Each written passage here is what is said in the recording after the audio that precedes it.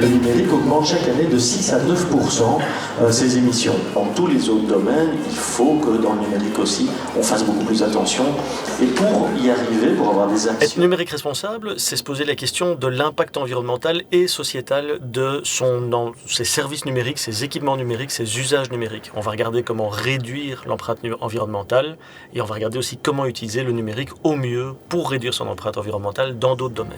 Et les équipements, c'est nos télévisions, smartphones, ordinateurs, qui se connectent à travers des réseaux. Le plus grand enjeu d'un point de vue environnemental, c'est clairement les équipements avant les usages. La fabrication des équipements, le nombre d'équipements qu'on utilise, et puis les usages comme la vidéo, l'intelligence artificielle, et puis tous les autres usages, email, etc.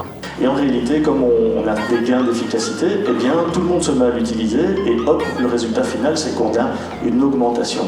Alors, numérique responsable pour les organisations de tout type, il y a plein d'avantages. Il va y avoir des aspects de compétitivité, on va être meilleur que ses concurrents dans toute une série de cas, on va être plus ouvert à un plus grand public, on va pouvoir potentiellement avoir plus de clients pour les entreprises, on va attirer de nouvelles compétences, les jeunes ont envie de s'engager dans des entreprises justement elles-mêmes engagées, il y a aussi des réductions de coûts qui sont possibles, meilleure performance aussi sur Internet, etc. Il y a plein d'aspects positifs à faire du numérique responsable. Le numérique responsable est important pour Socialware. Être numérique responsable, c'est être dans la sobriété, c'est être aussi dans la circularité, c'est penser autrement.